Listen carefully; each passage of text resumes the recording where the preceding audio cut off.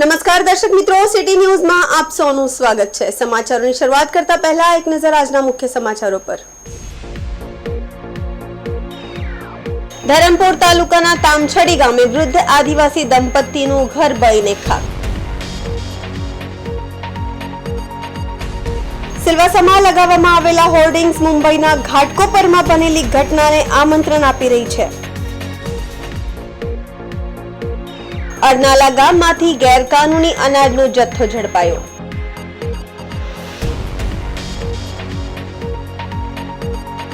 દાદરા નગર હવેલીમાં અંતરિયાળ વિસ્તારમાં સામાન્ય વરસાદમાં જ રસ્તાની હાલત બદતર। હવે સમાચાર વિગતવાર જોઈએ। ધરમપુર તાલુકાના તામછડી ગામે વૃદ્ધ આદિવાસી દંપતીનું ઘર બળીને થયું ખાક। ઘરની અનાજ, કપડા, રોકડ સહિત તમામ ચીજો આગમાં સ્વાહ થતા માત્ર પહેરેલા કપડા સિવાય વૃદ્ધ દંપતી પાસે કંઈ પણ બચ્યું નહીં। નિસહાય દંપતીની વહારે આવ્યા સ્થાનિક ભાજપ કાર્યકર્તા અને ધારાસભ્ય અરવિંદભાઈ પટેલ ઘરની તમામ ચીજો, અનાજ, કપડા, વાસણ, મસાલા, ગાદી, ગોદડા સહિતની વૃદ્ધ દંપતીને સહાય કરી એક માનવતાભર્યું કાર્ય કર્યું। ધરમપુરથી 30 કિલોમીટર દૂર આવેલા પર્વતીય ક્ષેત્રનું ગામ તામછડી ખાતે બોંચુનિયા ફળિયામાં રહેતા વૃદ્ધ આદિવાસી દંપતી મહાદુભાઈ ધર્માભાઈ રાઠડ તેમની પત્ની સાથે ઘરમાં રહેતા હતા, જ્યાં સાંજે 5 વાગ્યાની આસપાસ ઘરના ચૂલામાંથી ઉડેલા તનખાના કારણે એકાએક આગ પકડી લીધી હતી। આસપાસમાં ક્યાંક પાણીની વ્યવસ્થા ન હોય આગને કાબૂમાં લેવામાં નિષ્ફળતા મળી હતી અને આગ એટલી પ્રબળ બની કે ઘરમાં રાખેલા તમામ ચીજો 70 મણ જેટલું ભાત, 40 મણ જેટલું નાગલી, 10 મણ તુવેર સહિત કિસાન સન્માન નિધિ તેમજ વડીલ દ્વારા બચત કરેલા રોકડ રૂપિયા 11,000 બળીને ખાક થઈ ગયા હતા। સમગ્ર ઘર બળીને ખાક થઈ જતા દંપતીએ પહેરેલા કપડા સિવાય કોઈ ચીજો બચી ન હતી। ઘટના બનતા આસપાસના લોકો પહોંચ્યા હતા। સાથે ધારાસભ્ય અરવિંદભાઈ પટેલ, અગ્રણી ગણેશભાઈ બિરારી, ધર્મુભાઈ બારિયા, રણજીતભાઈ વેજલ, રમેશભાઈ ડબકિયા સ્થળ નિરીક્ષણ કરી પરિવારને અનાજ, મસાલા, તેલ, ઘરને લાગતા વાસણો, ગાદી, ગોતડા સહિતની ચીજોની સહાય કરી એક ઉમદા કામગીરી કરી વૃદ્ધ દંપતીને સહાય પૂરી પાડી તેમજ ચોમાસા પહેલા વૃદ્ધ દંપતીનું ઘર બને તે માટે બનતી તમામ સહાય કરવા આશ્વાસન આપ્યું હતું।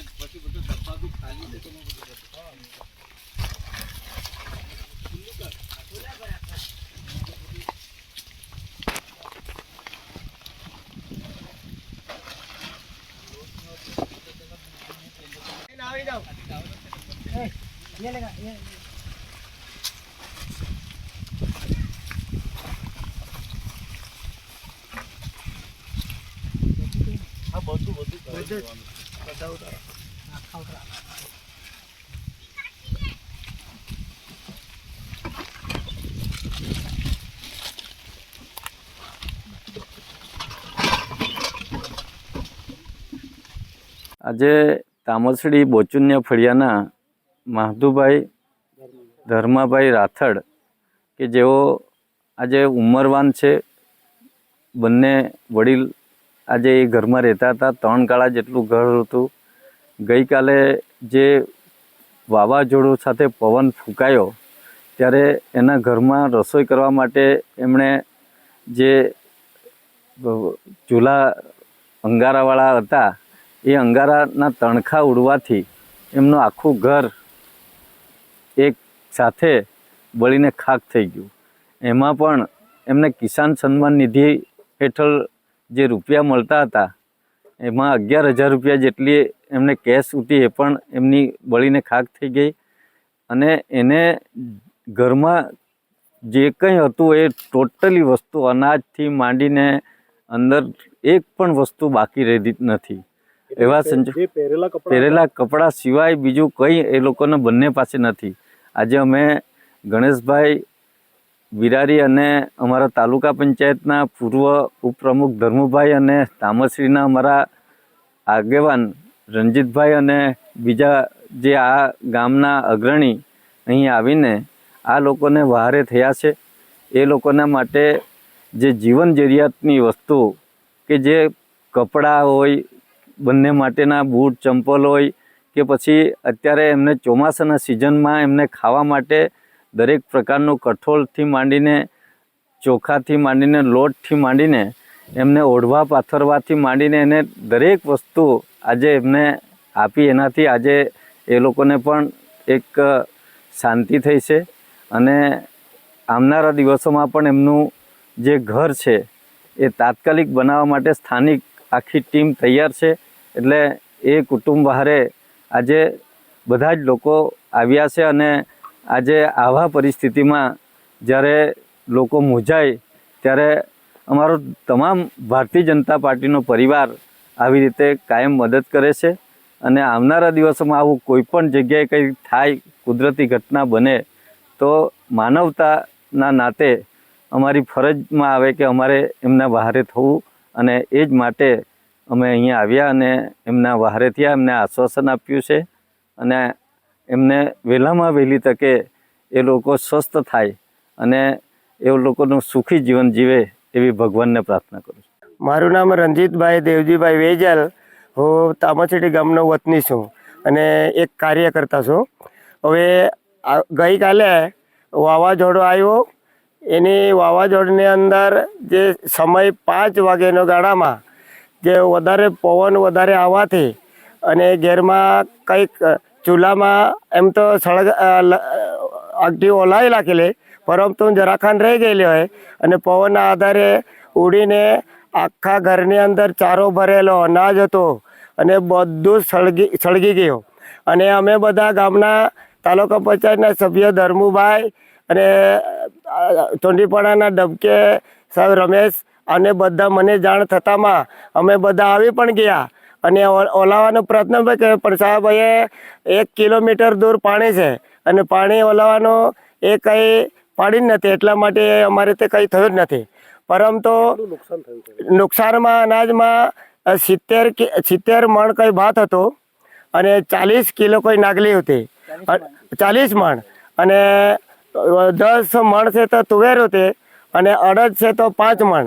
રોકડ રૂપિયા કેટલા? રોકડ રૂપિયા 11,000 રૂપિયા હતા. અહીંયા કોણ રહે છે? અહીંયા મહાદુભાઈ રાઠોડ રહે છે.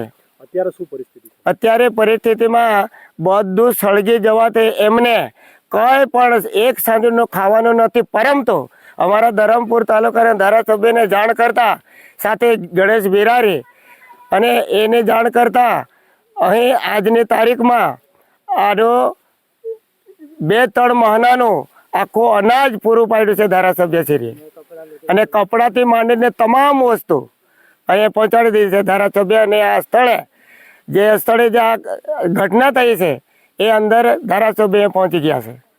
સિલવાસામાં લગાવવામાં આવેલ હોર્ડિંગ્સ મુંબઈના ઘાટકોપરમાં બનેલી ઘટનાને આમંત્રણ આપી રહી છે. હોર્ડિંગ્સ પડવાથી કોઈનું મૃત્યુ થઈ શકે છે. હવામાનના બહુ ફેરફાર થયો ન હતો અને ચોમાસાનો જોરદાર પવન અને વરસાદ શરૂ થાય તે પહેલા જ સિલવાસામાં લગાવેલા હોર્ડિંગ્સ પડવા લાગ્યા હતા. થોડા દિવસો પહેલા જ મુંબઈના ઘાટકોપરમાં પવનના જોરદાર ઝાપટાના કારણે ધરતી પર ધરાશાયી થયેલા હોર્ડિંગ્સ વિશે દેશ અને દુનિયામાં ચર્ચા થઈ હતી. આ હોર્ડિંગ્સ પડવાના કારણે 16 લોકોએ જીવ ગુમાવ્યા હતા, જેના કારણે ડઝનબંધ પરિવારો પ્રભાવિત પણ થયા હતા. જેમાં તમે જોયું કે હોર્ડિંગનો થાંભલો જમીન પરથી ઉખડી ગયો હતો. સિલવાસા મ્યુનિસિપલ નગરમાં દમનગંગા પાસે લગાવવામાં આવેલ હોર્ડિંગ 2 દિવસ પહેલા નીચે પડી ગયું હતું. જો કે અકસ્માતમાં કોઈ મોટી દુર્ઘટના થઈ ન હતી, પરંતુ હોર્ડિંગનો થાંભલો જમીન પરથી ઉખડી ગયો હતો. જ્યારે સિલવાસા મ્યુનિસિપાલિટી પાસે આ હોર્ડિંગ વિશે માહિતી મળી ત્યારે જાણવા મળ્યું કે થોડા મહિના પહેલા જ સિલવાસા શહેરમાં હોર્ડિંગ્સ લગાવવાનું કામ કરતી અમદાવાદની એક એજન્સી ચિત્રા પબ્લિસિટીને ટેન્ડર આપવામાં આવ્યું છે. સિલવાસા શહેરમાં લગાવવામાં આવેલ અન્ય હોર્ડિંગ્સ જોયા તો તેમની હાલત પણ એટલી જ ગંભીર છે કે તે ક્યારે પણ પડી જશે તેની કોઈને ખબર નથી.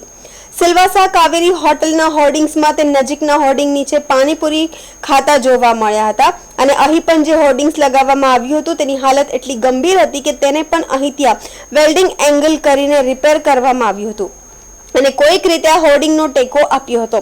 હવે આ હોર્ડિંગ ક્યારે પડી જશે તે અનિશ્ચિત છે. જો અહીં કોઈ ઘટના બને તો તેના માટે જવાબદાર કોણ તેવા સવાલો ઉઠી રહ્યા છે. સિલવાસા નગરપાલિકા હંમેશા બ્યુટિફિકેશન કરવાના અને સુંદર શહેર બનવામાં વ્યસ્ત રહે છે, તો બીજી તરફ આ પ્રકારના હોર્ડિંગ્સ તેને વધુ સારું બનવામાં કોઈ અસર છોડી રહ્યા નથી. તો આપણે જોઈએ છીએ કે દુકાનદારોના નામવાળા બેનરો પણ બનાવવામાં આવ્યા છે અને જો અન્ય લોકો બેનરો લગાવવા માંગતા હોય તો તેમને નગરપાલિકાની પરવાનગી લેવી જોઈએ. તો પછી નગરપાલિકાઓ નાના મોટા વચ્ચે આટલો ભેદભાવ શા માટે કરે છે? આ મોટા બેનરો લગાવનારાઓએ પણ તેમના નિયમ મુજબ બેડ હોર્ડિંગ્સ લગાવવા જોઈએ કે નહીં? સિલવાસા નગરપાલિકા પોતાના શહેરને સુંદર બનાવવા અને તેને સુંદર શહેર બનવા માટે હંમેશા વ્યસ્ત રહે છે, તો બીજી તરફ આ પ્રકારના હોર્ડિંગ્સ તેને સુંદર બનાવવામાં કોઈ કસર છોડી નહીં રહ્યા. યુનિફોર્મ બનાવ્યો અને અન્ય લોકોએ બેનરો લગાવવા હોય તો પાલિકાની પરવાનગી લેવી જોઈએ. તો પછી આ મોટા બેનર ધારકોએ પણ તેમના મુજબ હોર્ડિંગ્સ લગાવવો જોઈએ કે નહીં?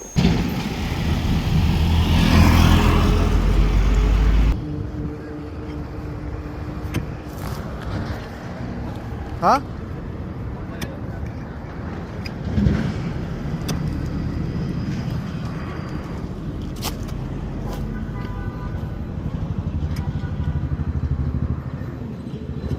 कंक्रीट आवे तो तोड़तो नहीं कंक्रीट.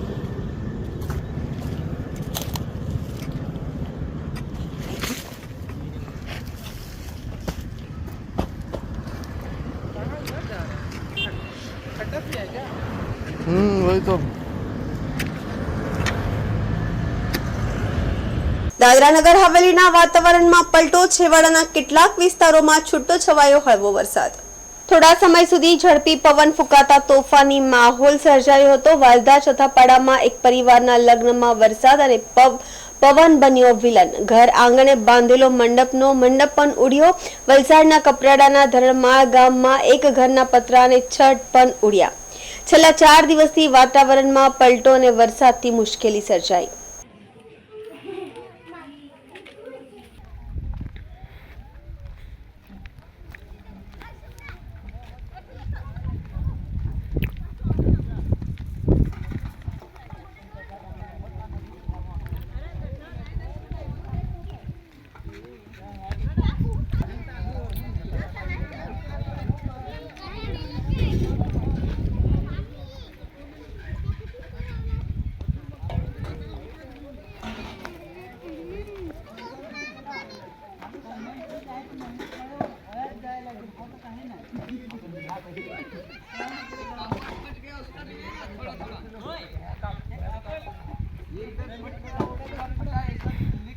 સમાચારોમાં સમય છે નાનકડા વિરામનો. વિરામ બાદ આપ જોઈ શકશો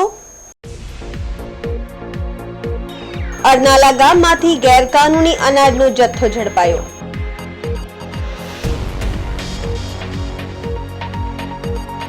દાદરા નગર હવેલીમાં અંતરિયાળ વિસ્તારમાં સામાન્ય વરસાદમાં જ રસ્તાની હાલત બદતર.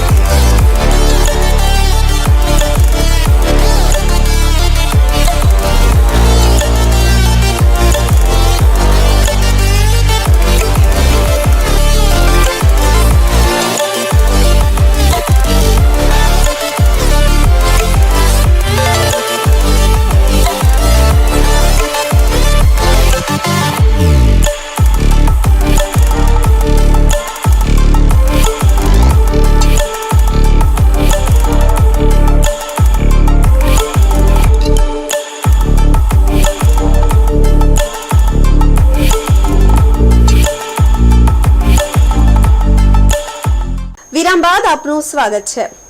પાડી તાલુકાના અરનાલા ગામમાંથી ગેરકાનૂની અનાજનો જથ્થો ઝડપાયો.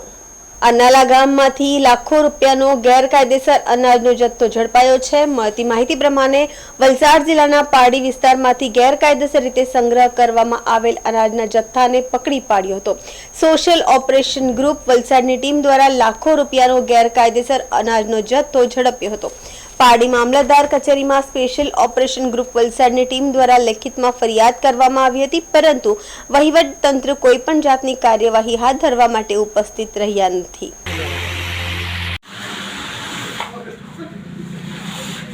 હવે તમે શટર બીજા લઈ લો બેટા.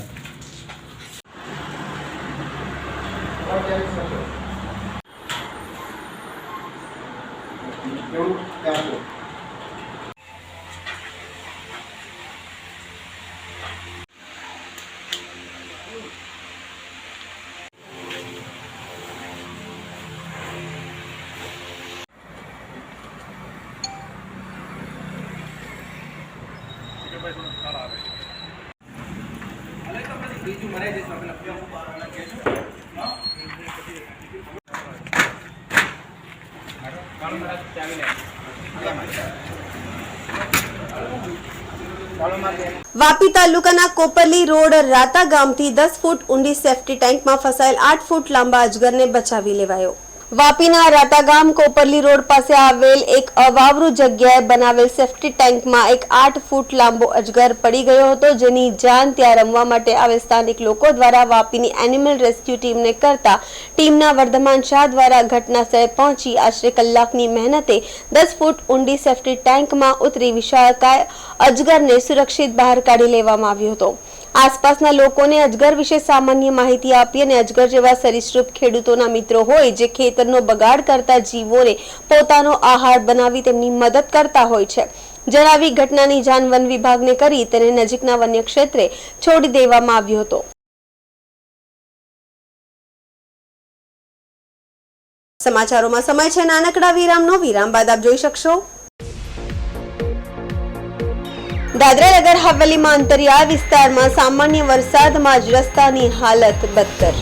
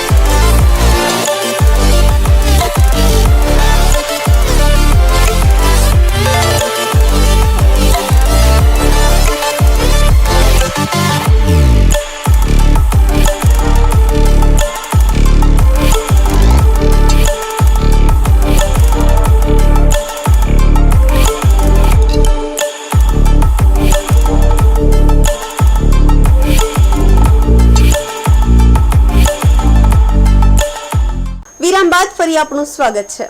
દાદરા નગર હવેલીમાં અંતરિયાળ વિસ્તારમાં સામાન્ય વરસાદમાં જ રસ્તાની હાલત બદતર.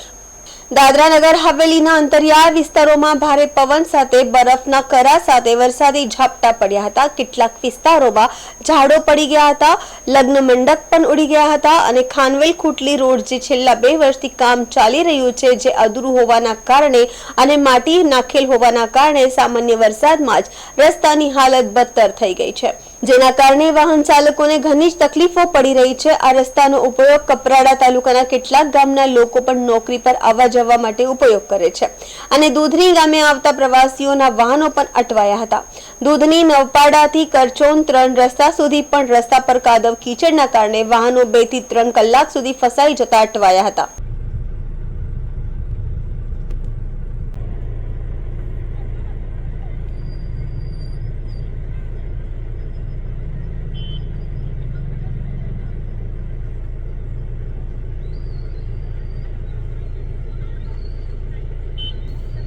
સમાચાર પૂરા કરતા પહેલા એક નજર આજના મુખ્ય સમાચારો પર.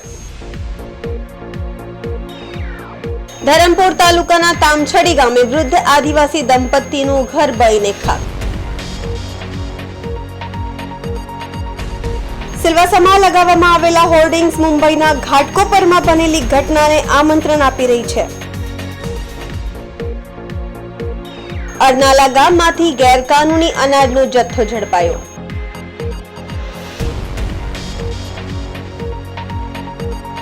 દાદરા નગર હવેલીમાં અંતરિયાળ વિસ્તારમાં સામાન્ય વરસાદમાં જ રસ્તાની હાલત બદતર.